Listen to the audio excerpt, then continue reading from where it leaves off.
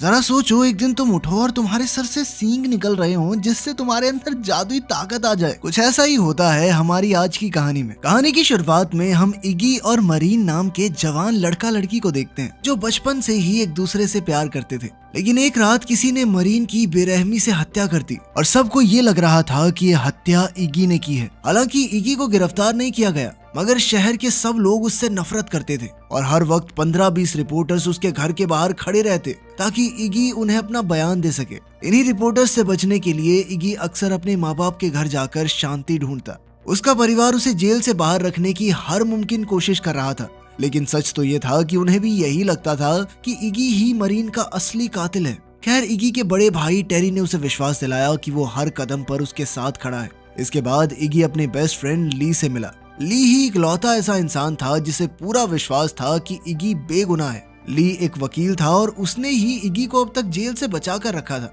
लेकिन कुछ देर बाद इगी को खबर मिली कि जिस फोरेंसिक लैब में मरीन की लाश रखी गई थी उसमें आग लग गई है और सारे सबूत जलकर खाक हो गए थे। अब उनके लिए इगी को बेगुनाह साबित करना और भी मुश्किल हो गया था। और तो और अब पुलिस को एक गुमनाम इंसान की गवाही मिल गई थी। उसने कत्ल की रात इगी को मरीन को घसीट कर अपनी गाड़ी में ले जाते देखा था। ये खबर सुनकर तो इगी और भी परेशान हो गया, जिसके बाद वो एक पब में पहुंचा जहां उसकी एक दोस्त काम करती थी। ग्लेना बहुत समय से इगी को चाहती थी, मगर इगी को मरीन के सिवाय खुद दिखाई कहाँ देती थी। खैर, अब मरीन की मौत के बाद ग्लेना ने उसके करीब आने की कोशिश की, मगर इगी को अब भी उसमें कोई दिलचस्पी नहीं थी। फिर उस शाम मरीन के पिता और उसके दोस्त उस जगह पहुंचे जहां उसकी मौत हुई थी और उसे फूलों और मोमबत्तियों से श्रद्धांजलि दी। उस समय इगी वहां एक ट्री हाउस में छुपकर विस्की पी रहा था। वो जानता था कि वो बाकियों के साथ मरीन को श्रद्धांजलि नहीं दे सकता, क्योंकि मरीन के पिता डेल भी उसे अपनी बेटी की मौत का जिम्मेदार समझते थे। खैर, सबके जाने के बाद इगी गुस्से में वहां रखी हुई मूर्तियां तोड़ने लगा। तभी ग्लेना ने वहां आकर उसे रोका।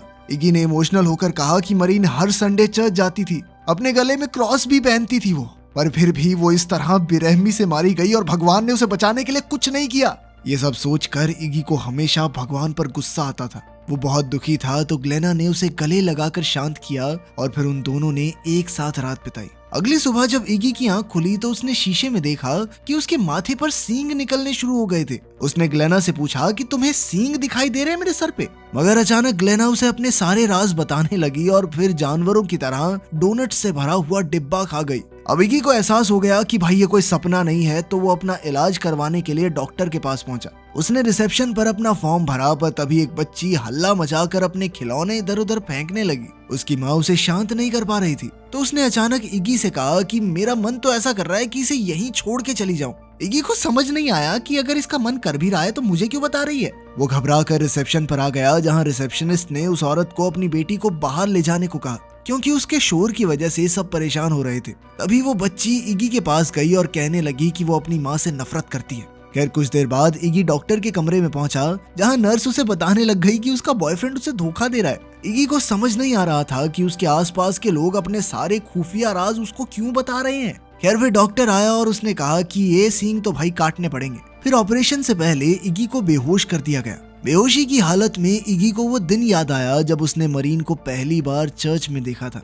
उस दिन जाने से पहले इगी को मरीन जहां बैठी थी वहां उसका नेकलेस मिला, जो वो वहीं पर भूल गई थी। नेकलेस लौटाने के बहाने उन दोनों की बातचीत हो गई और वो अच्छे दोस्त बन गए। और फिर इगी मरीन को जंगल के बीचों बीच बना एक ट्री हाउस दिखाने लाया। उस दिन के बाद से ये जगह उन दोनों के लिए खास बन गई। जब इगी की आंख खुली तो उसने देखा कि ब्लेड उसके सर में फंसा पड़ा था और डॉक्टर और नर्स अपनी रंगरलियां मना रहे थे, जिनको देख के वो घबराकर तुरंत वहां से निकल गया। वो सीधा चर्च पहुंचा और फादर मोल्ड से मदद मांगने लगा, पर फादर उसे देखकर काफी ज्यादा घबरा गया।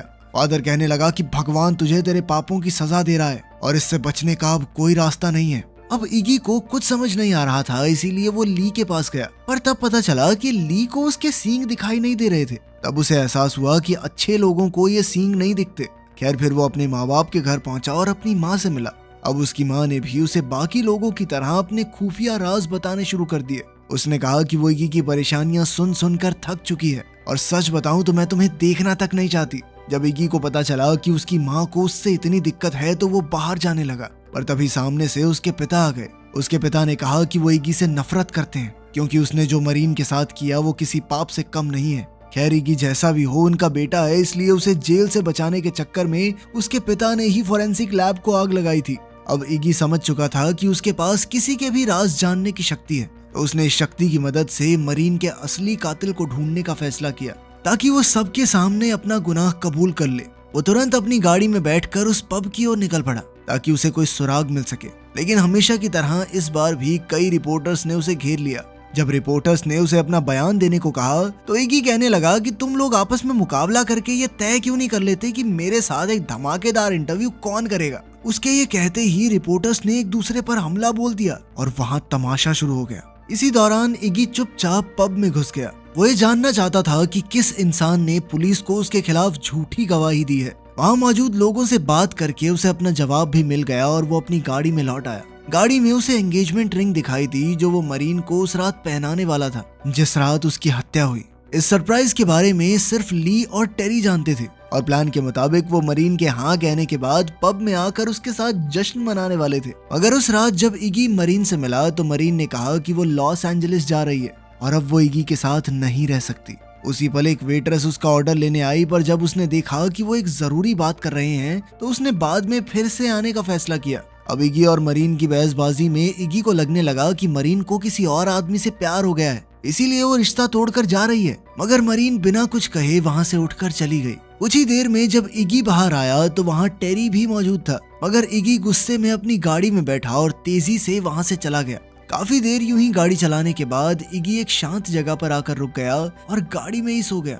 अगली सुबह पुलिस ने उसे ढूंढा और फिर एरिक नाम के पुलिस वाले ने उससे पूछा कि वो आखिरी बार मरीन से कब मिला था। ये सुनकर इगी काफी डर गया और उससे पूछा कि मरीन को क्या हुआ, लेकिन इसके बाद इगी ही इस जुर्म का आरोपी बन गया। खैर अब इगी उस गवाह से मिलने के लिए उसी रेस्टोरेंट में पहुंचा जहां वो मरीन को प्रपोज करने वाला था। उसने उसी वेट्रेस वेरोनिका से पूछा कि उसने पुलिस से ये झूठ क्यों कहा कि उसने इगी को मरीन को घसीटकर गाड़ी में ले जाते देखा। इस पर वेरोनिका ने कहा कि उसे अपने किए पर कोई पछतावा नहीं। उसने झूठी गवाही इसलिए दी ताकि वो मशहूर हो जाए और मीडिया के लोग उसे तवज्जो देने लगे। सच जानने के बाद इगी एक रेस्टोरेंट में पहुंचा जहां उसका भाई टेरी बैंड में काम करता था। शो खत्म होने के बाद उसने टेरी को बुलाया और कहा कि उसे वो गवाह मिल गई है जिसने पुलिस को झूठी गवाही दी है। अब इगी ने टेरी को पुलिस स्टेशन जाकर स्टेटमेंट देने को कहा क्योंकि उस रात टेरी भी वहां मौजूद था और उसने इगी को गाड़ी में अकेले जाते देखा था। पर तब टेरी ने एक खुलासा किया। उसने कहा कि उस रात उसने मरीन को लिफ्ट दी थी।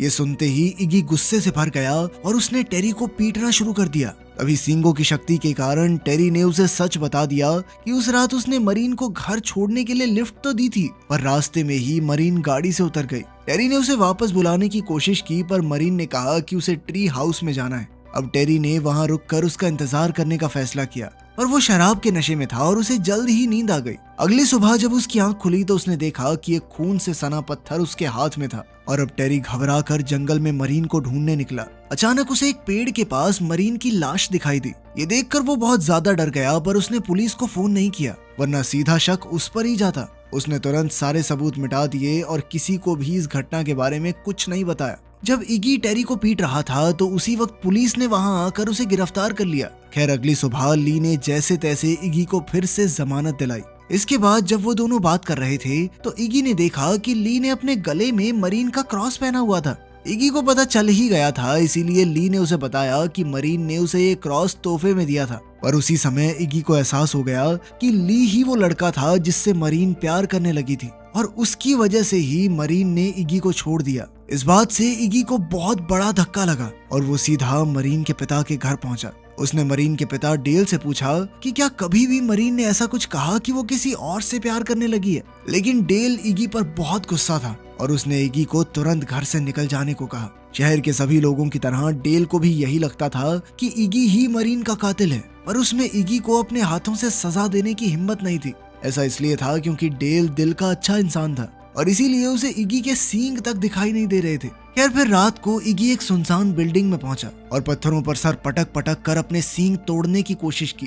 तभी उसने देखा कि ये पूरी जगह सांपों से भरी हुई थी और वो सब उसी की ओर आ रहे थे। इगी ने उसी वक्त एक लकड़ी से अपना बचाव करने की कोशिश की, पर जल्द ही उसे एहसास हुआ कि ये सांप उसे नुकसान नहीं पहुंचाना चाहते। फिर एक सांप धीरे धीरे उसके कंधे तक आ गया और उसके गले में लिपट कर बैठ गया। उसी पल इगी के मन में उन सभी लोगों से बदला लेने की आग जल उठी जिन्होंने उसके साथ गलत किया था। अब उसने सबसे पहले वेरोनिका से बदला लेने का फैसला किया। रात को वेरोनिका रेस्टोरेंट बंद करके अपनी गाड़ी में बैठी और लिपस्टिक लगाने लगी, लेकिन वो ये नहीं जानती थी कि पूरी गाड़ी सांपों से भरी हुई थी। एक ही पल में सभी सांपों ने एक साथ वेरोनिका पर हमला बोल दिया। वेरोनिका जख्मी हालत में गाड़ी से बाहर गिर गई, जहाँ इजी उसके सामने खड़ा था। इजी ने कहा कि ये उसकी गलती की सजा है। खैर बाद में इगी ने ली को मिलने बुलाया। उसने ली से पूछा कि उसका मरीन के साथ कितने समय से चक्कर चल रहा है। ली ने कहा कि वो कुछ महीनों से साथ थे और जब मरीन की मौत हुई तो उसे यकीन था कि इगी बेगुनाह है, वरना वो इगी को जेल से कभी नहीं छुड़ाता।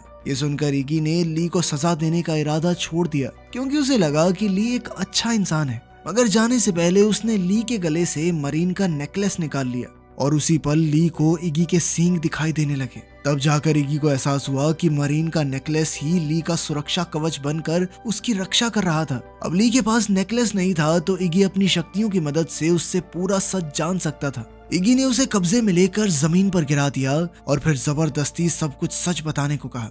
आखिरकार ये खुलासा होता है कि ली ही मरीन का असली कातिल था। सच तो ये था कि ली हमेशा से मरीन को चाहता था। बचपन में उसने इगी को डूबने से बचाया, पर अब उसे इस बात का बहुत पछतावा था। अगर उस दिन इगी डूबकर मर जाता तो मरीन ली की हो जाती। ये सुनते ही इगी ली का गला दबाने लगा और उसकी यादों में पहुंच गया। उसने देखा कि उस रात इगी से मिलने के कुछ घंटे पहले मरीन ने ली को मिलने के लिए बुलाया था। मरीन ने कहा कि उसे अपने बारे में एक ऐसा सच पता चला है जिस वजह से अब वो इगी के साथ नहीं रह सकती। आज रात वो इगी से ब्रेकअप करने वाली थी, इसलिए उसने ली से कहा कि वो मरीन के जाने के बाद इगी को संभाले। मगर उस रात जब ली ने मरीन को टेरी की गाड़ी में जाते देखा तो वो भी उसके पीछे गया। फिर वो मरीन को ढूंढते हुए जंगल में पहुंचा।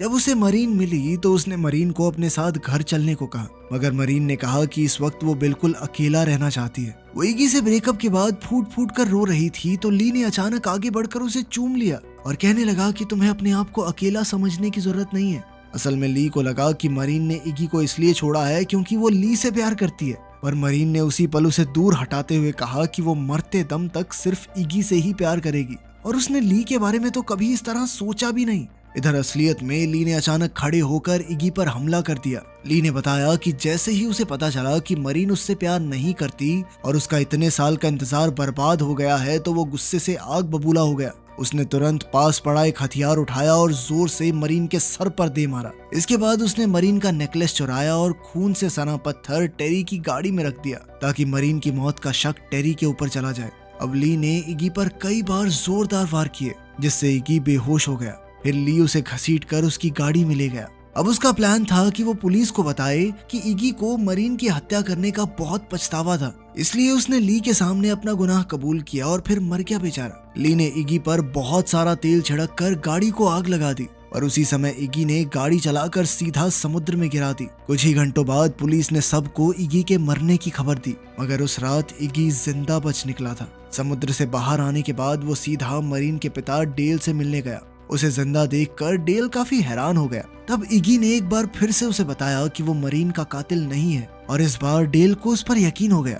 फिर उसने इगी को अपने घर में बुलाया और उसे एक चाबी दी जो मरीन उसके लिए छोड़ कर गई थी। तब इगी ने उसका शुक्रिया अदा करने के लिए उसे मरीन का नेकलेस लौटा दिया। डेल ने बताया कि ये नेकलेस असल में मरीन की माँ का है और डेल जानता था कि ये नेकलेस इगी के पास ही रहे तो मरीन को अच्छा लगेगा। जैसे ही इगी ने वो नेकलेस पहना उसी पल उसके सींग गायब हो गए और वो वापस एक आम इंसान के रूप में आ गया। इसके बाद वो सीधा ट्री हाउस में पहुंचा और चाबी की मदद से एक खुफिया बक्सा खोला जिसके बारे में सिर्फ वो और मरीन ही जानते थे। उसके अंदर इगी को एक बॉक्स मिला जिसमें मरीन ने कुछ चीजें रखी थी। उसमें इगी को मरीन का लिखा हुआ एक खुफिया खत मिला। जब उसने एक खत पढ़ा तो पता चला कि मरीन जानती थी कि वो जल्द ही मरने वाली है। मरीन तो इगी के साथ अपना परिवार बसाना चाहती थी, मगर वो जानती थी कि ये कभी मुमकिन नहीं हो पाएगा। असल में मरीन को भी उसकी माँ की ही तरह कैंसर था और अब वो भी कुछ ही समय की मेहमान थी।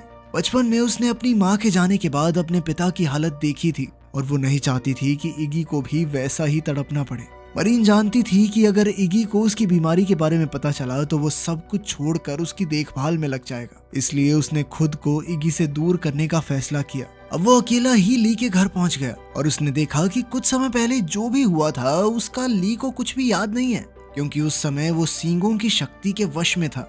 खैर अब इगी ली को सैर के बहाने जंगल की ओर ले गया और बिल्कुल उसी जगह आकर रुका जहां उसने मरीन की जान ली थी। अब ली को एहसास हो गया कि उसका पर्दाफाश हो चुका है, पर उसने इगी को समझाने की कोशिश की कि वो बेगुनाह है, मगर इगी तो पहले ही उसके मुंह से सच सुन चुका था, इसलिए वो जानता था कि ये सब एक नाटक है। अब तो इगी बस ली की जान लेकर बदला पूरा करना चाहता था, पर फिर भी इगी ने खुद को रोका और ली से कहा कि तुम खुद जाके अपने आप को पुलिस के हवाले कर दो। उसी समय एक पुलिस वाले के साथ टेरी वहां आ पहुंचा और पुलिस वाले एरिक ने ली पर बंदूक तान दी। इगी को जिंदा देखकर एरिक समझ गया कि जरूर ली ने ही उसे मारने की कोशिश की होगी, इसलिए अब वो मरीन की मौत का प्राइम सस्पेक्ट बन गया था। अब ली के पास कोई दूसरा चारा नहीं था, इसलिए उसने अपना गुनाह कबूल कर लिया। मगर उसी पल अचानक उसने एरिक के हाथ से बंदूक छीनकर टेरी की टांग में गोली चला दी। जब इगी ने उससे बंदूक छीनने की कोशिश की तो ली ने गोली चलाकर पुलिस वाले की खोपड़ी उड़ा दी और टेरी को धमकी दी कि अगर पास आने की कोशिश की तो वो उसे भी मार डालेगा।